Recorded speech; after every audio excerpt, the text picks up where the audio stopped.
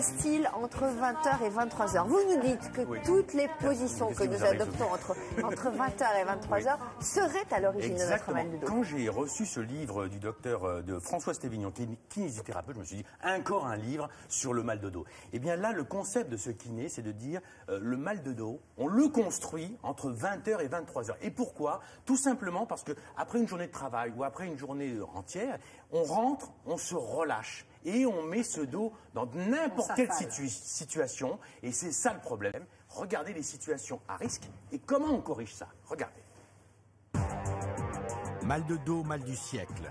Et si ce trouble qui frappe 70% des Français était le résultat d'une mauvaise posture entre 20h et 23h après une journée de travail? C'est la thèse de ce kinésithérapeute. Entre 20h et 23h, on a nos moments de détente. Et on ne se rend pas compte à quel point ce sont les moments les plus dangereux. On a l'impression de se faire du bien, or, en réalité, on se fait du mal, mais sans être alerté. On est vautré sur son canapé, les pieds sur la table basse, on lit au lit avec le cou en flexion, on agresse ses vertèbres entre 20h et 23h et on souffre dans la journée. Il faut que vous compreniez qu'une colonne vertébrale normale, c'est une colonne vertébrale droite comme un S, avec une cambrure lombaire, une cambrure cervicale. Et dès qu'on s'éloigne de ces positions, il y a danger. Après la théorie, la pratique, avec 3 situations fréquentes qu'on adopte à la maison entre 20h et 23h. Première situation, ma patiente est assise sur le canapé et elle se retrouve avec le dos rond, elle se sent très bien, elle étire ses muscles, mais ça ne va pas. La solution, elle retire ses pieds de la table basse, on rajoute un coussin lombaire et elle se retrouve avec une colonne vertébrale en position normale.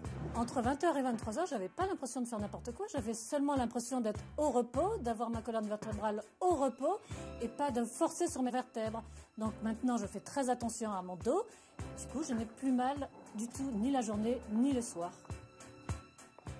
Deuxième situation, ce ne sont pas les jambes qui encouragent au dos rond, c'est la direction du regard. La personne est assise sur le canapé, avec son ordinateur sur ses genoux, et la direction du regard l'encourage au dos rond.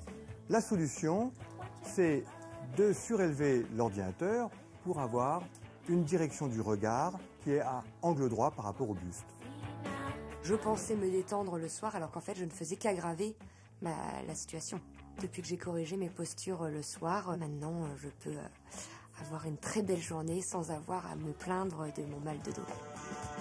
Dans la troisième situation, ma patiente aime lire sur son lit, allongée sur le côté, en appui sur son coude, avec la tête relevée, donc le cou se retrouve en inclinaison latérale. Il y a un conflit articulaire et elle risque fort de se retrouver avec des torticolis après dans la journée. Je lui propose de lire sur le dos avec un système de coussins qui vont permettre de conserver ses vertèbres en position moyenne. Je ne me rendais pas compte de la position de lecture dans le lit, que ça pouvait avoir ses conséquences si désagréables et qui me gâchaient la vie.